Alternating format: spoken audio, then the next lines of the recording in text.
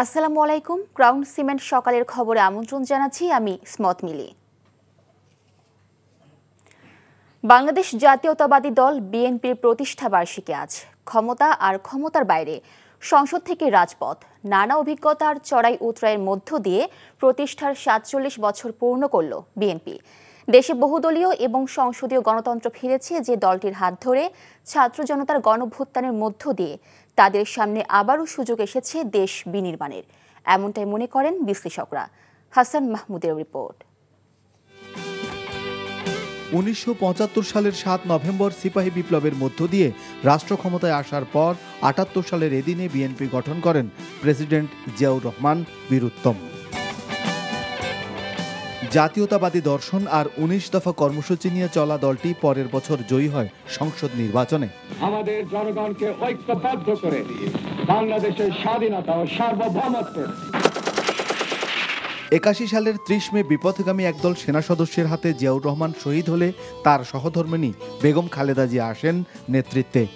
৪ বার রাষ্ট্র ক্ষমতা এবং ২ বার বিরোধী দলে থাকা দেশের অন্যতম বৃহৎ দলটি দীর্ঘ ১৫ বছর ক্ষমতার বাইরে থাকার পর আবারও স্বপ্ন দেখাচ্ছে নতুন বাংলাদেশ বিনির্মাণের। ছাত্র জনতার নেতৃত্বে যে অভ্যুত্থান হয়েছে সেই অভ্যুত্থানের মাধ্যমে ফ্যাসিবাদের পতন ঘটে। এখন একটা নবযুগের সূচনা হবে, আমরা একটা নতুন বাংলাদেশ দেখতে পাবো। এখনও মানুষ এই এক নতুন বাংলাদেশের, এক গণতান্ত্রিক বাংলাদেশের স্বপ্নে বিভোর। রাজনৈতিক দলগুলোর মধ্যে অনৈক্য থাকে এবং কাদা ছড়াছড়ি করে, তাহলে সেটা মঙ্গল বয়ে আনবে না।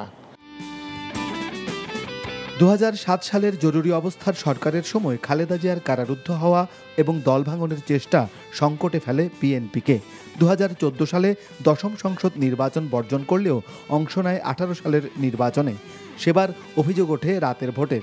নেতাকর্মীদের বিরুদ্ধে মামলা হামলা আর খালেদা জিয়ার কারারুদ্ধ হওয়া দলটিকে ফেলে কঠিন বাস্তবতায়। নিরপেক্ষ সরকারের অধীনে নির্বাচনের দাবিতে সবশেষ ২০২৪ সালের দ্বাদশ সংসদ নির্বাচনও বর্জন করে বিএনপি। ৫ আগস্ট ছাত্র জনতার গণ অভ্যুত্থানের পর নতুন সাম্য ও সমৃদ্ধির বাংলাদেশ গড়তে বিএনপিকে হতে হবে প্রতিশ্রুতিবদ্ধ, বলছেন বিশ্লেষকরা। মানুষ যদি অতীতের মতো বিএনপিকে আবার সমর্থন দেয় এবং সরকার পরিচালনার দায়িত্বভার গ্রহণ করে, সেই ক্ষেত্রেও কিন্তু বিএনপিকে অনেক চ্যালেঞ্জের মধ্য দিয়ে যেতে হবে। সেই সংকটগুলো উত্তরণ করে জনপ্রত্যাশা অনুযায়ী একটি দেশ পরিচালনার একটা বড় চ্যালেঞ্জ বিএনপির সামনে আছে। শহীদ জিয়াউর রহমানের আদর্শ অনুসরণের মাধ্যমে জনগণের অধিকার আদায়ে গণতন্ত্র প্রতিষ্ঠায় বিএনপিকে বড় ভূমিকা রাখতে হবে বলেই মনে করেন সংশ্লিষ্টরা। Hasan Mahmud, NTV news, Dhaka. চট্টগ্রাম বিশ্ববিদ্যালয়ের শিক্ষার্থী ও গ্রামবাসীর মধ্যে ভয়াবহ সংঘর্ষের ঘটনায় এখনও পুরো এলাকায় থমথমে অবস্থা বিরাজ করছে। ১৪৪ ধারা জারির পর ঘটনাস্থলে মোতায়েন আছে যৌথ বাহিনী। বিশ্ববিদ্যালয় বন্ধ ঘোষণা করার পর পাশাপাশি স্থগিত ঘোষণা করা হয়েছে সব পরীক্ষা। ২১ সদস্যের তদন্ত কমিটি গঠন করেছে বিশ্ববিদ্যালয় প্রশাসন। রাতে সিন্ডিকেটের জরুরি সভায় এসব সিদ্ধান্ত নেওয়া হয়। চট্টগ্রাম বিশ্ববিদ্যালয়ের উপাচার্য ডক্টর মোহাম্মদ ইয়াহিয়া আক্তার সাংবাদিকদের জানান, এ ঘটনায় প্রায় ৪০০ শিক্ষার্থী আহত হয়েছে। এর মধ্যে একজনকে উন্নত চিকিৎসার জন্য ঢাকায় প্রেরণ করা হয়েছে। আরও ৩ জনকে নিবিড় পরিচর্যায় রাখা হয়েছে চট্টগ্রামের বেসরকারি কয়েকটি হাসপাতালে। আহতদের চিকিৎসার ব্যয়ভার চট্টগ্রাম বিশ্ববিদ্যালয় বহন করছে বলে জানান তিনি। ঘটনার সময় হাটহাজারী থানা পুলিশের কাছ থেকে কোনো সহযোগিতা পাওয়া যায়নি বলে অভিযোগ চবি প্রশাসনের।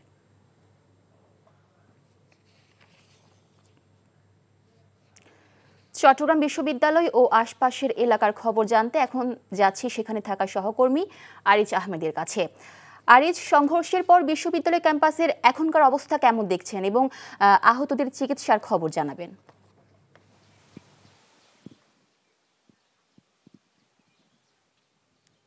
মিলি, চট্টগ্রাম বিশ্ববিদ্যালয়ে শিক্ষার্থীদের মধ্যে এক ধরনের আতঙ্ক আশঙ্কা এসব কাজ করছে। তবে চট্টগ্রাম বিশ্ববিদ্যালয়ের আজকে পরীক্ষা স্থগিত থাকা এবং ক্লাস বন্ধ রাখার কারণে শিক্ষার্থীরা তেমন একটা বের হয়নি। তবে আমি এই মুহূর্তে অবস্থান করছি চট্টগ্রামের জোবরা এলাকায়। কালকে যেখানে এই এলাকায় আসলে রণক্ষেত্রে পরিণত হয়েছিল, সংঘর্ষ হয়েছে এবং আপনি যেটা বলেছেন 4 শতাধিক শিক্ষার্থী আহত হয়েছেন। এর মধ্যে শিক্ষার্থীরা ইতিমধ্যে চট্টগ্রাম মেডিকেল কলেজ হাসপাতাল সহ চট্টগ্রামের যে বেসরকারি হাসপাতালগুলো আছে সেখানে 144 জন শিক্ষার্থী সেখানে চিকিৎসা নিচ্ছে।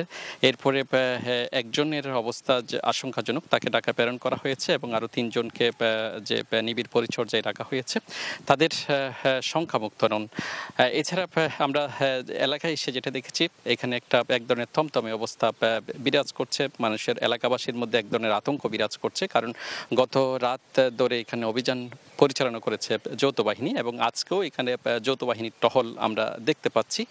এবং এখানে বলতে গেলে এখানে 144 দ্বারা জারি চলছে এবং আজ রাত পর্যন্ত সেটি বলবৎ থাকবে। এছাড়া এখানে স্থানীয় লোকজনের মধ্যে যে এক ধরনের পুরুষশূন্যতা, গ্রেপ্তার আতঙ্ক এইসব কাজ করছে। তবে যে সাধারণ মানুষ, তারা যারা কর্মজীবী মানুষ, তারা তাদের দূরে সরে গিয়ে নিরাপদ আশ্রয় থেকে তারা বিভিন্ন কাজ করছেন, এমনটিও আমরা দেখছি। মিলিয়েই ছিল এখানকার সর্বশেষ অবস্থা। দর্শক, এতক্ষণ জানছিলাম চট্টগ্রাম বিশ্ববিদ্যালয় ও আশপাশের এলাকার খবর। এদিকে বাংলাদেশ কৃষি বিশ্ববিদ্যালয় অনির্দিষ্টকালের জন্য বন্ধ ঘোষণার পর হল ছাড়তে শুরু করেছেন শিক্ষার্থীরা। সকাল 9টা থেকে শিক্ষার্থীরা হল ছাড়তে শুরু করেন। তবে কিছু শিক্ষার্থী হল ছাড়ার নির্দেশের প্রতিবাদে প্রক্টরের পদত্যাগ ও উপাচার্যকে ক্ষমা চাওয়ার দাবিতে বিক্ষোভ মিছিল করেছেন ক্যাম্পাসে। রোববার রাতে অনলাইনে উপাচার্য অধ্যাপক একে ফজলুল হক ভূঁইয়ার সভাপতিত্বে জরুরি সিন্ডিকেট সভায় অনির্দিষ্টকালের জন্য বিশ্ববিদ্যালয় বন্ধ ঘোষণার সিদ্ধান্ত হয়। এর আগে দুপুরে শিল্পাচার্য জয়নুল আবেদিন মিলনায়তনে সমন্বিত ডিগ্রির দাবি পূরণ না হওয়ায় উপাচার্য সহ 2 শতাধিক শিক্ষককে অবরুদ্ধ করে তালা ঝুলিয়ে দেন শিক্ষার্থীরা। খবর পেয়ে রাত 8টার দিকে জেলা প্রশাসক মফিদুল আলম এবং আইন শৃঙ্খলা রক্ষাকারী বাহিনীর সদস্যরা ক্যাম্পাসে গিয়ে অবরুদ্ধ শিক্ষকদের বের করেন। প্রকল্পের মেয়াদ শেষ হলেও শেষ হয়নি ব্রাহ্মণবাড়িয়ার নাসিরনগরে 9টি সেতুর নির্মাণ কাজ। চলছে কচ্ছপ গতিতে। ব্রিজ হস্তান্তর করার আগে অর্থ উঠিয়ে নেওয়ার অভিযোগও আছে সংশ্লিষ্ট ঠিকাদারি প্রতিষ্ঠানের বিরুদ্ধে। ব্রাহ্মণবাড়িয়া থেকে শিহাবুদ্দিন বিপুর পাঠানো রিপোর্ট। ব্রাহ্মণবাড়িয়া নাসিরনগর উপজেলার হাওর বিস্তৃত জনপদের 3টি ইউনিয়নের 34টি গ্রামের সাথে জেলা সদর ও পাশের কিশোরগঞ্জ জেলার সরাসরি সড়ক যোগাযোগ স্থাপনের জন্য বিগত সরকার একনেকে 9 ব্রিজ নামে একটি প্রকল্প নেয়। উপজেলার নাসিরপুর, ভোলাকুট, খাখালিয়া, দুর্গাপুর, চাতলপাড়া, চকবাজার, ইসাপুর, গুজিয়াখাই, কান্দারখাল ও নদ নদীর উপর এই 9টি ব্রিজের নির্মাণ কাজ পায় পৃথক 2টি ঠিকাদারি প্রতিষ্ঠান। 2011 সালে শুরু হয় এই ব্রিজের নির্মাণ কাজ। শেষ হওয়ার কথা ছিল 14 বছরের জুনে, তবে এখনো শেষ হয়নি তা। বিভিন্ন খাল ও নদীর উপর ব্রিজের পিলারের রডে ইতোমধ্যে মরিচা পড়ে গেছে। এগুলো 2-3 বছর যাবত কাজ শুরু হচ্ছে, কিন্তু যে ধীর গতি, সেই গতির কারণে আমাদের কাজ এগুচ্ছে না। আমাদের এলাকার জনগণের যেমন ক্ষতি হচ্ছে, চলাফেরা অসুবিধা হচ্ছে। কন্ট্রাক্টররা টাকা তুললে সেটা ব্রিজের সম্পূর্ণ টাকা নিয়ে গেছে, কিন্তু আমরা তো বিশাল দুর্যোগের মধ্যে আছি। ব্রিজগুলো হয়েছে না, কাজ কন্ট্রাক্টর এরা করতেছে না, এই অনেক সময় টাটতেছে, এরা কি করতেছে এরা বুক করতে পারবো। ঠিকাদারি প্রতিষ্ঠান দুটি ইতোমধ্যে অর্ধেক কাজ সমাপ্তির দাবি করলেও বাস্তবতা ভিন্ন। ইচ্ছা করলে কাজে আপনার কোনো অনিয়ম করার কোনো সুযোগ নেই এবং প্রত্যেকটা কাজ করার আগে সমস্ত মেটেরিয়ালসের টেস্ট রিপোর্ট আপনার রেডি করতে হয়। এই ধরনের কোনো ইস্যু যদি আসে অবশ্যই ব্যবস্থা নেব। ঠিকাদারটা নিজ দায়িত্বে সঠিক মাপের এবং পরিমাণে করার কথা। আমাদের কাছে ঠিক এরকম কোনো ইস্যু এখনো আসে না। দ্রুত কাজ শেষ করে ভোগান্তি দূর করার পাশাপাশি অভিযুক্ত ঠিকাদারি প্রতিষ্ঠানের বিরুদ্ধে ব্যবস্থা নেওয়ার দাবি স্থানীয়দের। NTV news desk. সকালের খবর এটুকুই। এই খবরের ভিডিও সহ আপডেট জানতে ভিজিট করুন এনটিভি অনলাইন www.ntvbt.com। এছাড়াও এনটিভির জনপ্রিয় সব অনুষ্ঠান ও খবরের আপডেট জানতে ভিজিট করুন আমাদের ইউটিউব ও ভেরিফাইড ফেসবুক পেজে। 12টায় মধ্যাহ্নের খবর দেখার আমন্ত্রণ রইল। ধন্যবাদ সবাইকে।